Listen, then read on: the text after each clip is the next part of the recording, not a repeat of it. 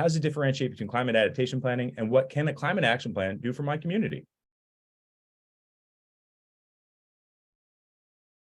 Did we lose him? Oh, there he is at the bottom without his video Boswell. on. Ask him to unmute. We got to unmute him.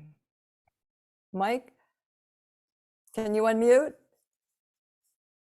The irony is Dr. Boswell was here on time and had to listen to me the whole time. And this is cue. Yeah, I'm sorry, my internet connection's unstable. I'm gonna try to fix that in just a second, but that's why I have the video off. It's perfectly fine. Okay. We want your brain.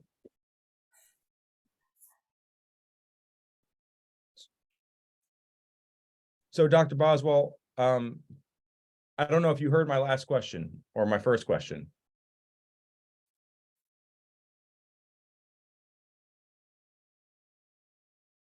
Well, maybe while Dr. Boswell plays with his Wi-Fi, I can speak a little bit more to how I've engaged with climate action planning. It's kind of been multifaceted. Initially, in 2016, I was hired by the town of Southampton, and I was reviewing the sustainability plan, and someone dropped a plan on my desk and said, "This is a climate action plan, Michael. Finish it." And I looked at it, and I'm reading through all the different action items, and it was, really exciting to talk about clearing restrictions and protecting trees and renewable energy. And here I am as a young man reading this in 2016, thinking like, this is a municipality that really is going to, lead the way. And then I get to this one section, and it says, to figure out how to do this, go to the sustainability plan. So I go, okay, I pull up the sustainability plan, I flip through it, and it says all these wonderful action items, solar panels, renewable energy, bike share, etc. And it gets this one section. It says, to figure out how to do all this, go to the climate action plan. And that was in 2016. And so what occurred to me in that moment is that we can talk about climate action planning all day long. But if we don't take action and really begin to look at what it means to reduce your carbon and do benchmarking, et cetera, then perhaps it's all for naught. And that's why this panel is really here today. It's because, again, throughout my personal journey, I've had this opportunity to meet all these wonderful people who are doing wonderful things. And I wanted to share that with you. And then when I told Dar what we were thinking, she couldn't agree more. In fact, that's how Dar and I met. Dar met me through my work at the town of Southampton and said, if you can help us if you can help the town manage a climate action plan, help us figure out how to promote climate action planning for people. So, Michael, hopefully your Wi-Fi is working. Otherwise, our poor community is going to have to deal with that definition of climate action planning rather than from you. Being that Michael's still muted. Oh, shoot. I thought he was unmuted. Okay. Well, Dar, why don't we move on to the next question and we can circle back to kind of the academic thought and logic behind climate action planning. And Emory, if you feel your expertise, maybe perhaps you could also speak to it. Sure. Yeah, I definitely. Oh, go ahead. Oh, no, go ahead, Emory. You. Yeah, I can take a shot at just, what I understand climate action planning to be and, how it's different from perhaps a climate adaptation planning. What can a CAP do for a community? So, in my experience, climate action planning relates to basically creating a sort of a roadmap, a framework and a roadmap to achieve goals or targets that you set. If you're an organization, you're a town, you're a commercial entity, whatever it is, you set a target for reducing greenhouse gas emissions and you're shrinking your carbon footprint over time. I'm sure many folks, like myself, have read through the latest IPCC report, and the results and the findings on the report in that report are pretty stark, pretty affirming of what lies ahead in terms of the future. So really creating a roadmap and mapping out the actual concrete steps that you can take to make measurable impacts in emissions reductions and to get to carbon neutral if that's your goal. So yeah, I think that action planning piece is a bit different than the adaptation planning piece, which is sort of dealing with the effects and impacts of our climate change reality. So the effects we're experiencing now of global warming and climate change. So how do we become more resilient to the climate we now have and will have into the future? But I'll stop there because I see Mike, Professor Boswell's back. So I will hand the mic back to you, Mike Lieberman. Well, Professor Boswell, would you like to add to that? Well, first, apologies. I switched device. Of course, I tested this last night and the internet worked perfectly. I'm on the road in a hotel, and so I'm at the whim of hotel internet, but I've switched devices, so I think I'm okay. But I did miss a lot of your introductory statements. So perhaps you could re-prompt me and we'll go from there. Well, it's really being that you have directly impact. Your writing has directly impacted my career in many respects, and I wanted to hear from you, the author of the book on climate action planning, a guide to creating a low carbon resilient community, and kind of your take on, as I think Emory really touched on the difference between climate adaptation planning and climate action planning, but perhaps you could touch on how climate action planning really is a useful tool for a community. Yeah, thank you. And you can call me Mike. You don't have to call me Dr. Boswell. I try not to be pretentious about things like that. Yeah, I got into climate. I've been doing planning my whole career. I've done all sorts of planning. I've focused on environmental issues. But about, it's probably been more than 15 years ago, but about 15 years ago, as we really began to pay a lot more attention to the issue around climate change, we clearly saw, and many cities and organizations clearly saw, that there was a need for some very strategic planning around addressing the specific issues of climate change. And in particular, how could we decarbonize our communities, reduce our carbon emissions that are contributing to the problem of global climate change? And also, how could we prepare for the impacts of climate change, which we're already experiencing, of course. Things like sea level rise, things like increasing heat waves. And if you're from my home state of Florida, the worsening risk that hurricanes and tropical storms are potentially presenting. So we like to say that good climate planning is really just good city planning. Many of the things we have talked about for a very long time in city planning, things like getting people out of their car and into transit and walking and biking, which are just great things to do in your community, period, for a whole variety of reasons, are also good for climate change and good for reducing our carbon emissions. But we saw the need to very much focus some of our planning efforts on the issue of climate change, because it does present some novel challenges. And we didn't have all the solutions and understanding and solutions that we needed. So that's why this field has developed. Again, 15 years ago, there was hardly a field of local climate action planning, and now it's a very robust field practiced internationally. So that was kind of our motivation. Mike, what are some examples of communities and organizations that have great CAPs, climate action plans? Yeah, and what is it that makes them stand out? What do you notice? Yeah, I prefer the second way a little better, because the first way is one I try not to play favorites too much, and every climate plan has its issues. There's no perfect plan out there, and plus I'm most familiar with California, and I try not to. I'm very aware of trying not to be too California centric, particularly when I'm speaking to non-California audiences. I can easily rattle off a bunch of California plans that are quite good.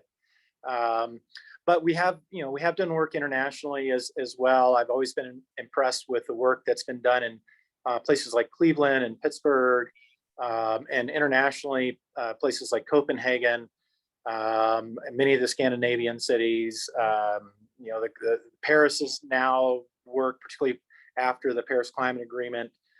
So there's some good examples out there, but we think there are some kind of key things that make a good plan.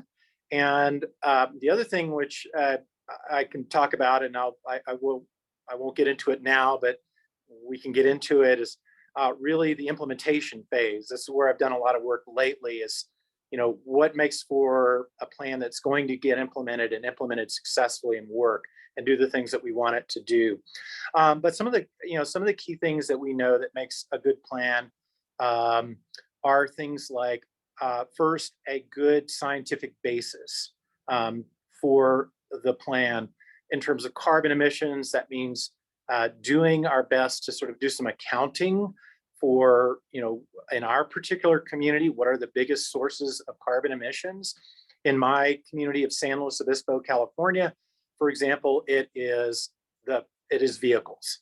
It's vehicle miles traveled. It's the use primarily of the private vehicle, more so than, say, for example, the energy grid. Whereas back east, many communities in the eastern United States, their bigger carbon emissions is going to be their electricity supply and their use of things like natural gas or diesel or coal for home heating and things of that nature. So first, what's the basis? What are your carbon emissions?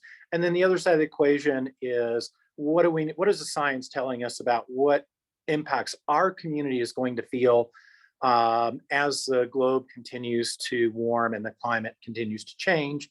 And again, if you're a coastal community, you need to care about sea level rise. But if you're in Oklahoma, you don't care about sea level rise, but you do care about increasing torrential rainstorms. You care about tornadoes and things of that nature. So, what is your community? What kind of impact? So we know that the scientific basis.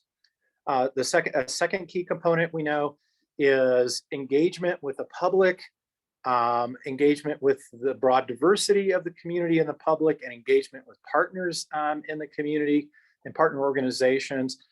Really, this has to be, I always call it's an all hands on deck problem. Everybody has a role to play in addressing the climate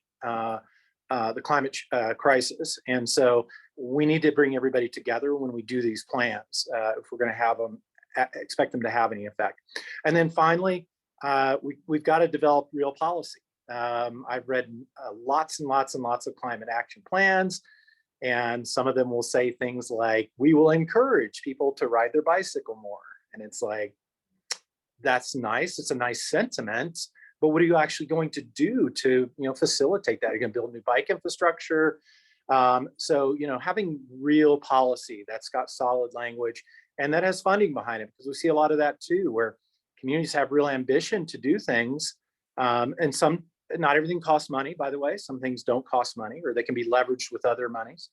But things that require new money, and they'll say things like, well, we're going to go find a grant one day to fund this, which probably means it's not going to happen in any relative time frame. So scientific basis, engagement, and a robust policy. That's our keys to success for writing the plans. And I can talk implementation later.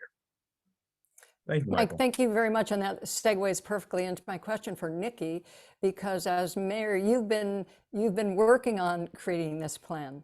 And what's the process been like? How are you in the process? How is this going to impact you as an elected official and impact the whole community? Well, it's first of all, before I start, I just have to give a shout out to my crew stablemate, Adam. Hi, Adam. It's great to see you. And it was super fun being in crew with you. And obviously with Dar and the rest of the group. So starting from there, the CAP process is hugely important to me. For me, when I became mayor, I decided that I should at least have some fun in the role, and addressing climate change was my key area that I wanted to focus on. And we didn't have a climate action plan, but we are, strangely, the highest ranking climate smart community in New York State. So what we have are things, so you might think that's sort of a little bit of an anomaly. And the reason why is that there are lots of things that kind of go into creating a climate action plan, in my mind, that are kind of precursors in a way to the actual plan itself. And so we began the process of doing those various actions. So I'm gonna just make more kind of blunt, I think, a lot of the things that Mike was saying. So, you know, in terms of the scientific basis, for us, that was doing a greenhouse gas inventory. We did one for the municipality, we did one for the community. For us, where we are, we're in Hastings on Hudson, New York. We're kind of round the corner from you as compared to Florida or California. And for us, the two big sectors were transportation and buildings. There's, you know, that was pretty much 98% of our CO2 emissions. 2% was on waste, but everyone in the community was obsessed with waste. So we had lots of people who wanted to do actions around waste reduction, even though we, having done the scientific analysis, knew that the CO2 impact of those actions was going to be relatively low. So that was a really interesting thing to think about in terms of community engagement and how we integrate the things that people care about and want to be involved in with what we need to do as a municipality if we want to be brutal about moving the dial. The other thing that we did was, and I think this comes to your science point again, is that we established a kind of meta level target. So I agreed to be part of what's called the Race to Zero, which is where every community makes a commitment to its fair share reduction. So for pretty much all of us in North America, that is, and Europe, I think, that's a 62.7% reduction by 2030. So that's a kind of scary number. It seems like really a lot. And delving into that, digging down into what that would take for Hastings on Hudson was a very, very interesting and important exercise. And clearly it targeted those sort of high CO2 areas. What were the kinds of things that we could be doing as a municipality, and what was the state doing that was going to support us in that very ambitious reduction goal? And then we did a climate vulnerability assessment that kind of gave us the lay of the land in terms of adaptation. So our climate adaptation plan is a subsection of our climate action plan. And, you know, we can pull it out so that it's a separate document ultimately when it's all finished, but it's very much tied in my mind with what I mean, at least by climate action planning. And then we got so let me just talk briefly about the engagement point, which Mike mentioned. It was super important for us to engage the community, both as an education exercise of, does everyone really know where the real CO2 kind of scary story is, as well as what does everyone care about? So even if the scary story is in buildings and transportation, if everyone cares about waste, we're going to have to really think about that, you know, as a community. So the engagement has been really important. We did a lot of surveys, we did a lot of workshops, we did a lot of chit-chatting on the street, we did, you know, lots of reading together. It would have been lovely to have crew as a mechanism to do that. I think that that's a really good way of helping people place themselves kind of inside the story. It was very helpful to me going through that process. So we did a lot of engagement of different kinds. And then we got to the actions, which is the policy point I think that Mike made. And so we're right now in the process of creating actions around our core 4 areas, which we decided on as being transportation and land use, buildings and energy together, waste and water, which is smaller but important, and then adaptation and resiliency. So that's where our groups are kind of focusing their attention, and what they're doing is what I consider to be the really fun stuff, which is working out what are those actions. Are they practical? I'm very, like, it has to be practical and it has to be meaningful. So, you know, if it's like an apple pie and motherhood type statement, it's pretty hard to implement that. So what we're doing at the same time as identifying the actions is working out what the impact, so creating a target around that action, measuring what the actual impact of doing that thing will be in terms of CO2 reduction. which is really tough, by the way. That is not a simple activity. And, there are, PhD students who spend years and years on their dissertations doing that. So we're trying to work out how can we do that in a way that makes sense for the people who are involved in the community. So I hope I answered your question, but that's sort of where we are in our process. Yeah, you did, and thank you, Mayor Armacost. It's interesting. I think we kind of have a really well balanced panel, as we have academia with us, the practitioner, Emory, and an elected official who's really kind of in the middle of that. And as I listened to your comments, Michael, about language such as consider, this is very safe language, and of course you have someone like Mayor Armacost who's really on the front lines and may need to use that kind of language in order to move the ball forward. But there is one thing that has, occurs to me, that despite the safe language, right, the worst thing that as a planner, your worst nightmare, yes, I'm being dramatic, but after you spend years of planning and working with the community and spending hundreds of thousands of dollars, you create this great plan that sits on a shelf and is never looked at again. So Emory, I'll let you field this one first. Can you comment on the challenges of course, not only developing a climate action plan, but implementing one? And I think this could be said for probably all plans as planners of comprehensive plans. And for many of you, that this is kind of the constitution behind towns. This is how they decide what direction they want the community to go. So Emory, take it away so I don't keep talking. Sure. No, please. Thank you. Yeah, so challenges around implementing a CAP or creating one and implementing one. I mean, I'll start just with the implementation piece because I think it's been mentioned a few times. And from my point of view and sort of what I've seen in the work I'm doing in climate action planning, really it does boil down to, and I think Mike Boswell already mentioned this, but funding and sort of practical real policy. And I think also capacity, of the organization that's trying to implement or take these actions, whether it's local government or a municipality or, a corporate organization. It depends, who's making the CAP, but I think, the capacity to actually take action that could connect to the capacity to earmark funds, secure grants, as Mike also mentioned.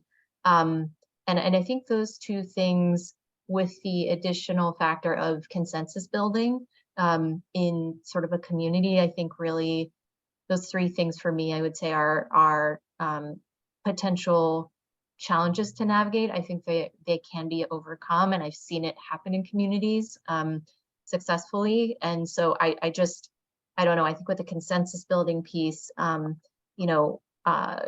of course, I think we all understand the importance of community engagement, stakeholder outreach, making sure that everyone feels heard as part of the process of developing the plan. And then on the back end, when it's time to actually implement, that there's already buy-in in the planning stage of work. I think I'm also a planner just by background and training. So I've been doing planning in the New York City metro area for the last 15 years. And public engagement is just such a fundamental building block to any plan that you're trying to do. So to Mike's point, in the context of climate action planning, I think it's ever more important because it's really one of the defining issues of our time, meaning climate change and the imperative to take climate action. And you really do need to have the buy-in and the consensus from stakeholders or the public. It's a collective action, truly, I think. And that's maybe also part of the definition of it, because I think, I think about how do we meet these targets? How do we, when we think of the Paris Agreement and 1.5 degrees Celsius, how do we mitigate the effects of global warming and climate change? And it can't necessarily come from a centralized place from the top down. Like, it truly is leadership at the local level and collective action. And so every individual has a role to play. And I know it might sound sort of like, I'm wearing rose-colored glasses there, but like, to me, that's just the formula. That's the way we'll get to where we need to be. And I think that if a community's a local municipality or an individual organization's working to implement a CAP, if they can get those three things lined up that I mentioned, I think they'll be on track to sort of accomplish what the plan itself outlines. So yeah, that's kind of a long-winded response, I think, but Well, no such thing as long-winded tonight. okay. But and I'll take the rose-colored glasses off as someone on the other side of that. It's quite interesting that it's so important to have the community's buy-in and to really execute participatory methodology strategically and well.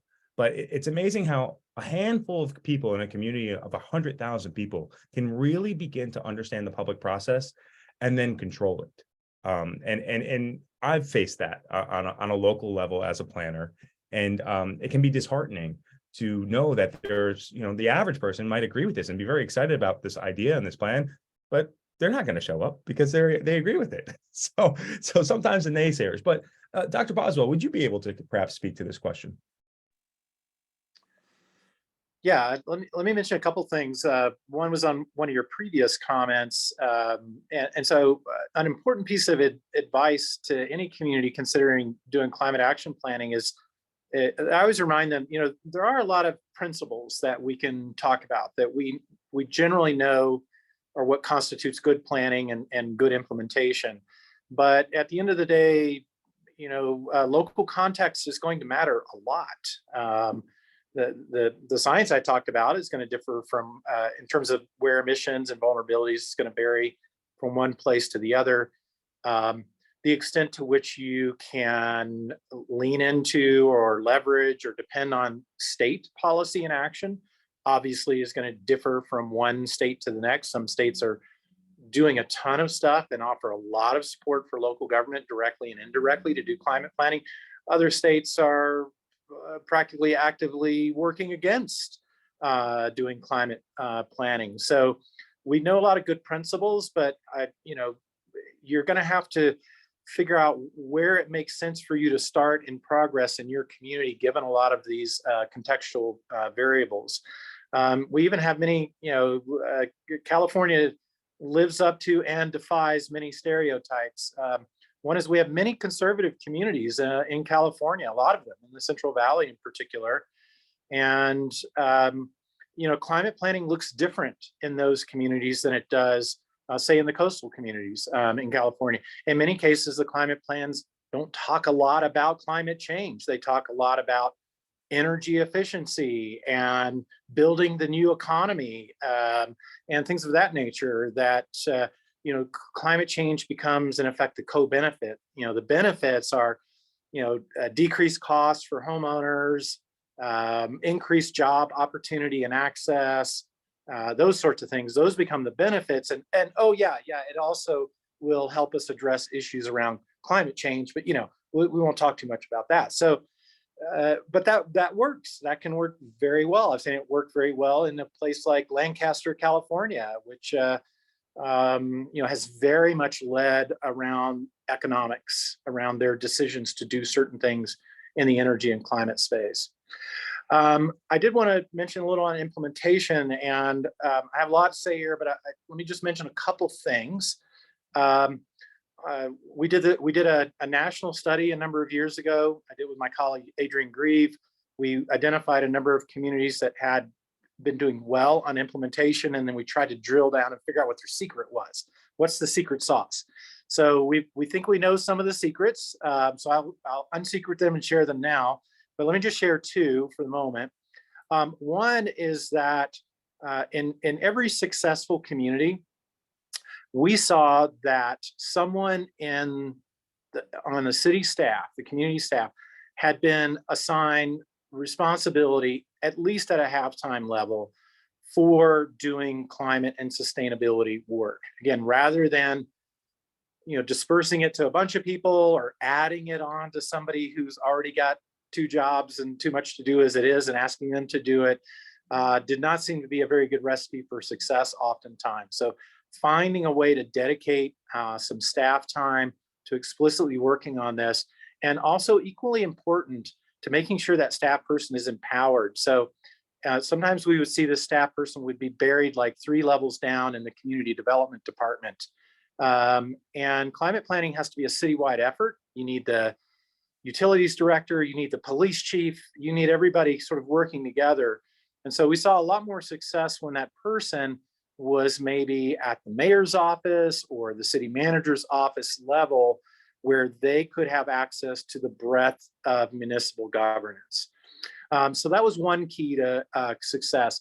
A second one, and which I every time I read another climate plan, every time I hear another success story, I think more and more really is the key, is building community partnerships, because there's often not enough money, not enough time, not enough expertise that resides in City Hall.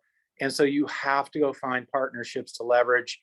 In my own community of San Luis Obispo, we have a bike advocacy group that's been around for many years doing a lot of good work. And we've been very successful partnering with them to do things above and beyond what the city can do in terms of, getting people to use bikes as a form of transportation. We just couldn't do what we want to do. We couldn't hit our goals without that partnership. We've done that with utilities. We've done that with social justice organizations. That's the partnerships. You got to go find partners who can bring money, resources, time, expertise. Thank you, Dr. Boswell. Excuse me, Michael. Very well said. And I think, it's this, we're talking about local level action and how significant that is. And I think it's fair to say that a lot of people commonly believe that the solutions to our climate crisis flow from the top down, that it's the federal government that's going to save the day, or Leonardo DiCaprio, one or the other.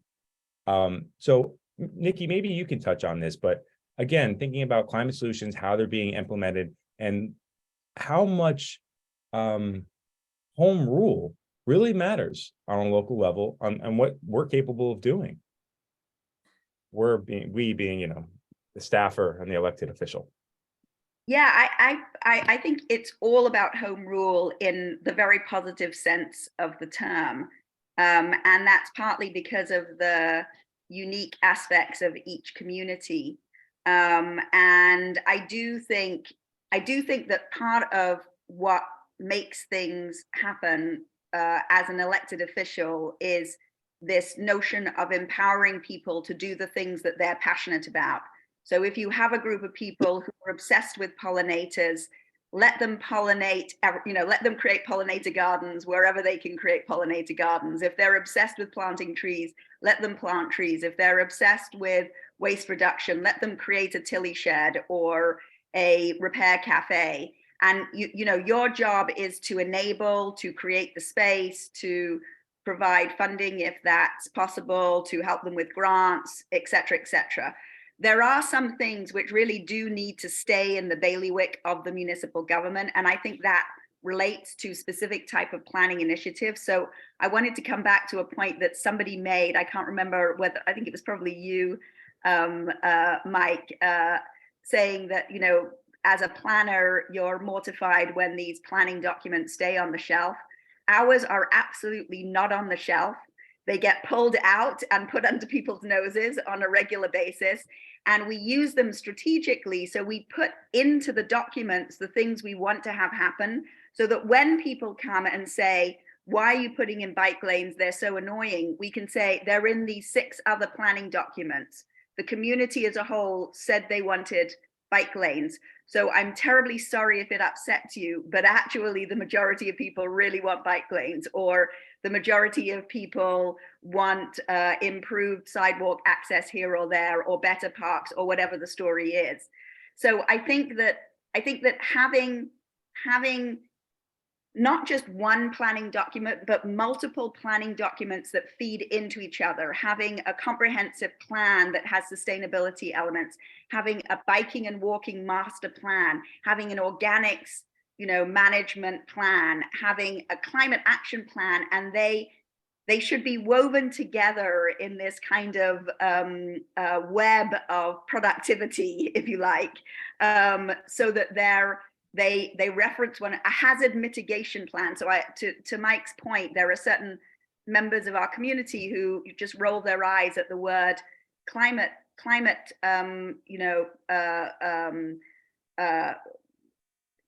climate change or whatever. So I just change it and use disaster mitigation, and then they're all on my side. You know what I mean? So I think, you can sort of pivot and you can Tai Chi certain things, but basically you have to find a way to talk to all the different people who matter. I really need my firemen on board. I really need my police department on board. If they're rolling their eyes at me on things relating to climate adaptation, that's going to be a massive problem for me, because they're the ones who I'm really going to need to rely on at the end of the day when the big storm comes. So I think that's part of it. And someone I think asked the question, or maybe it came up in something that Emory was saying. But one of the keys to engaging the community is just making it fun.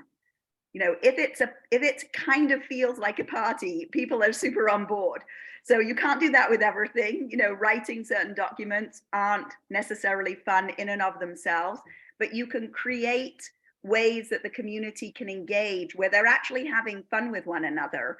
And I think that's part of the crew model, is that you're doing something pretty serious, but you're actually having fun and you're connecting and you're engaging with one another. And I think sort of at a human level, that's actually quite important, because what we're engaged in is something that's very, very difficult, which is behavior change. And when you're asking people to change their behavior to do something which you've decided is good at a meta level, you have to make it easy for them to jump on board the train with you. That's just sort of my mayoring philosophy, generally speaking. And so far it's sort of worked out okay. One of the pretty cool things about crew, and Mike, you know less about this than Emory and Niki, but people are making their own choices, which is pretty cool. Is there a way that you could imagine that crews, as we have them set up now, could be morphed and glued on to the bottom of the municipal cap? Our crew PCAPs get glued onto your caps. Is that a question to me? Well, actually, it is a question for you, Niki. Yeah. My experience of, I don't know how you know better than me how representative my experience of crew is of all crews, but it was, the experience was having people in multiple different municipalities, and Adam happens to live in the municipality right next door to mine, which is just pure coincidence, I think. And what we experienced, at least what I experienced in that group, and Adam can speak for himself, was people from actually all over the country in this group. We were together on Zoom and we were sharing ideas. And I took away a bunch of ideas that we ended up implementing. So one of the things they have in Ardsley, which is our sister city, is a cloth recycling mechanism where you can recycle everything. It's not just the clothes that you like, but you can recycle rags and you can do all of this other stuff. And so now you'll be happy to know, Adam, Hastings has one. So I think there's this kind of sharing. You can take ideas from other people through crew and they can percolate up. And there are going to be some things that, maybe aren't so, we don't have droughts in the same way in the Northeast as they do in California, but we can all do water management, water conservation and, resource management in that way. So there are lessons that I think can be learned from everywhere, and you get inspired by what people are doing in other places. We heard some cool things about what people were doing in terms of vegan ideas, reduction of meat. There were some very, very interesting things that people were doing in our group. Adam, you're not saying anything. You have to sort of chip in and sort of say what you thought. But I think we can really support. I think we can really support what municipalities are doing. Go ahead, Adam. Sorry. No, I agree with everything you said, Niki. And we were lucky enough to be in a crew that was geographically diverse and also experientially diverse. And we all came from different backgrounds. So we were certainly lucky there. And it's not just the ideas you're stealing, but the comments that then spark the idea that people then run and create a new idea that excites. But what if we had, for example, Carbon Crew San Luis Obispo? And so everybody was from that municipality. And would there be a way to actually glue the municipal climate action plan to being supported by the personal climate action plans? I just wonder if there's a connection there. One thing I would, if I can just add one tiny point here, which is that it's really helpful as a municipal official who is kind of focused on climate change to have people in the community working with you as opposed to kind of going rogue. So one of the things that's fantastic about a climate action plan is that it's setting out what your shared goals are.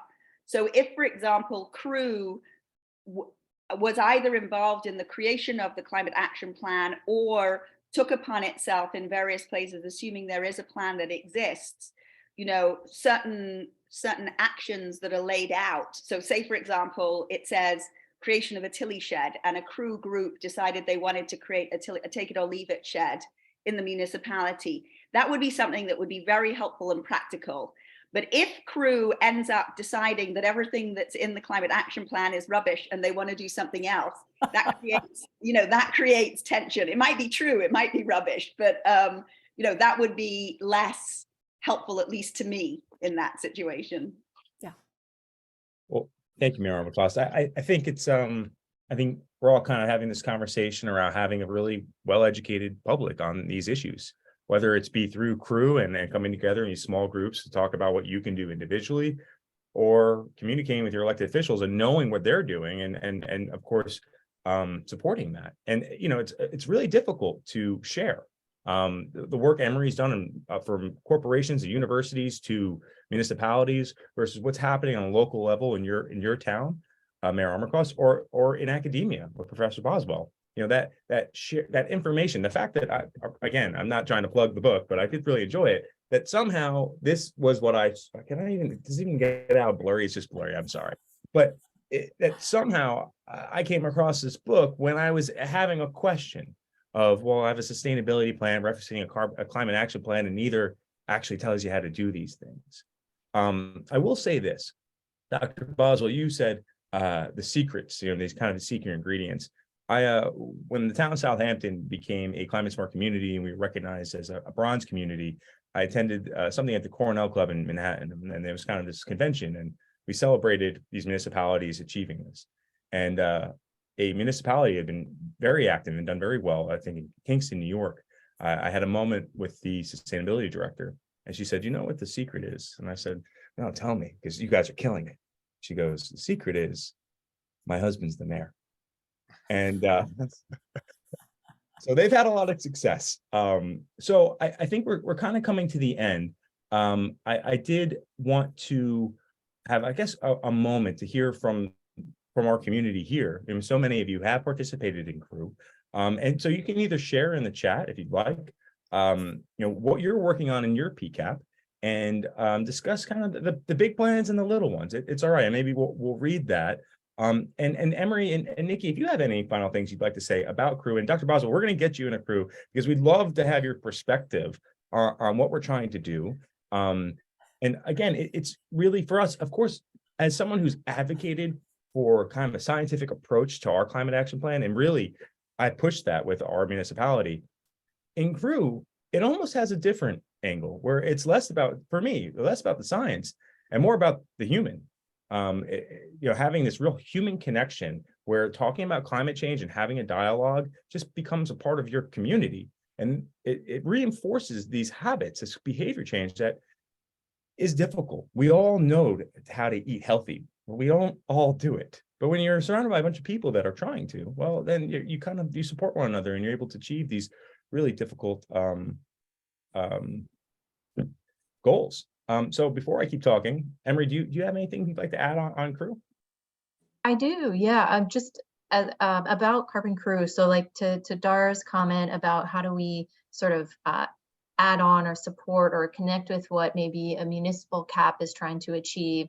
You know, how do we kind of append or glue it onto that? I mean, you know, often in the engagement processes for CAPs, people will say like, how do I as an individual support this? How can I participate and be a part of this? What can I do myself as one person to sort of, you know, it help advance climate action and the goals of the CAP, for example. And to me, it's sort of like, I think Mike Boswell made a point earlier about forging community partnerships as part of CAPS. I think that's absolutely essential. I think a carbon crew type group could be a great, way to sort of partner with community groups. I know there's libraries, there's other educational organizations that are out there to kind of support and help facilitate community members taking part in something like this. And to me, and this may be controversial, but I'm still going to put it out there. I do think that climate action is sort of, the civic responsibility of our time, just like voting. So, right, like every individual can vote, every individual can take climate action. And to me, I mean, as long as they want to and have the motivation and know, perhaps how to, but I think it's just like voting, climate action is our civic, responsibility. So, to your point, Mike, the human part of it, like that's, that's how kind of I see it. So I'll stop there and give others a chance before I think we're getting close to the end here.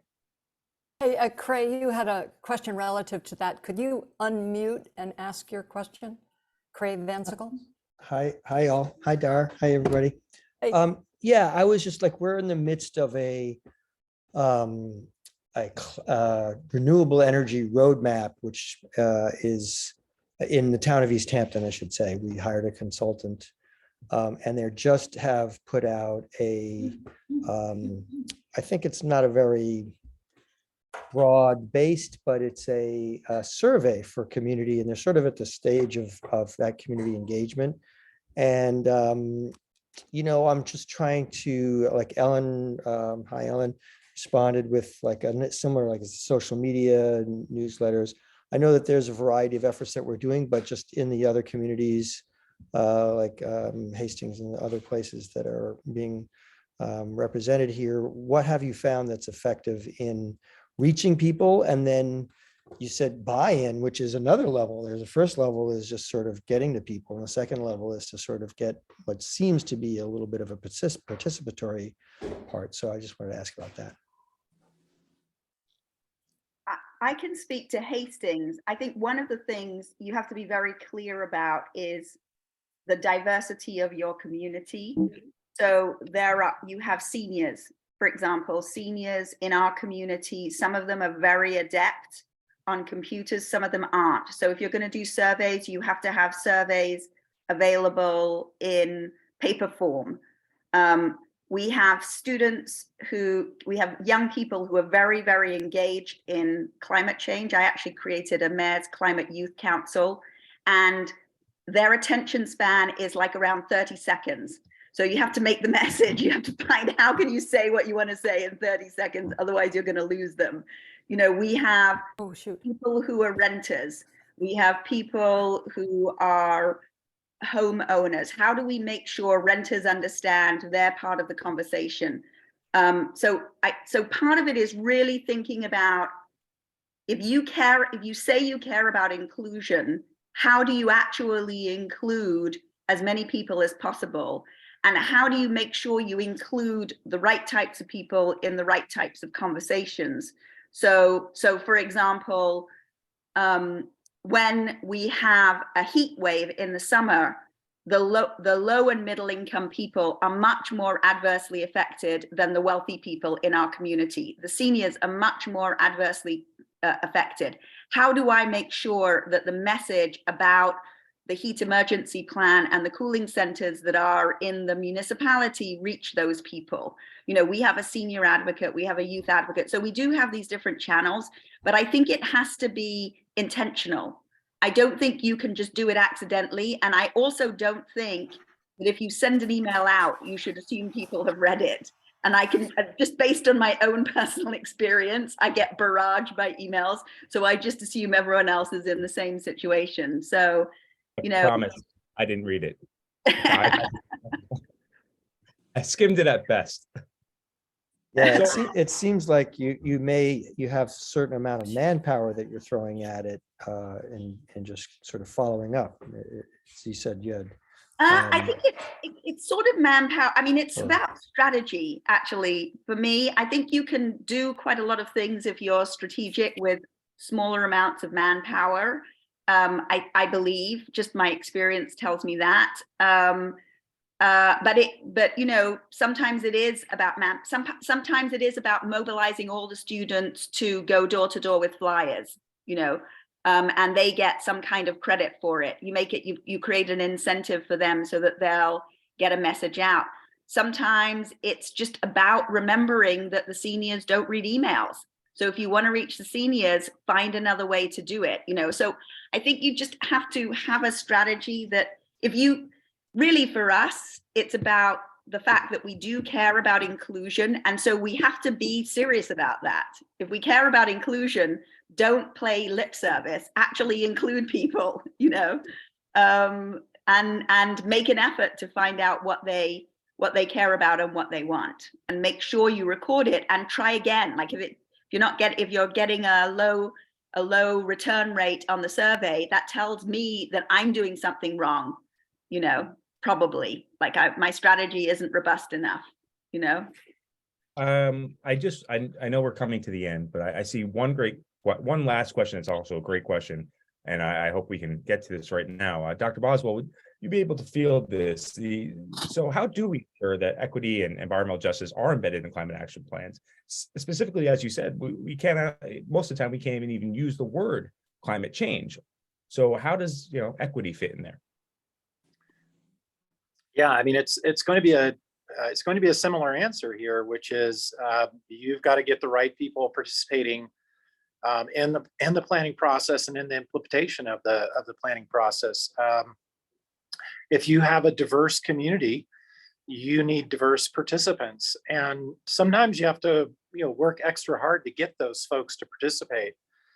And different communities have done this with different strategies. Some form like mayor-appointed task forces or committees to lead the climate plan, where the mayor will reach out to community leaders who might be, you know, religious leaders or leaders of nonprofit organizations, or you know, leaders of certain communities that they have. So we've seen that used as a technique.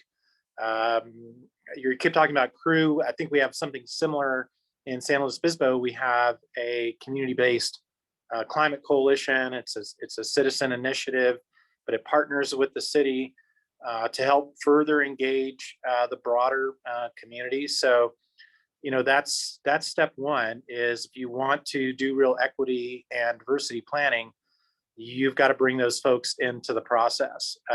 We've even seen, particularly in some of the larger communities in California, but also Seattle's quite notable for doing this, is, you know, many of these community-based organizations are low resourced. They don't have a lot of time. And so we've seen an increasing number of examples where they actually get paid to participate in the climate planning process. They're almost brought on like consultants in a way, but that's probably over describing their role. But you know, there's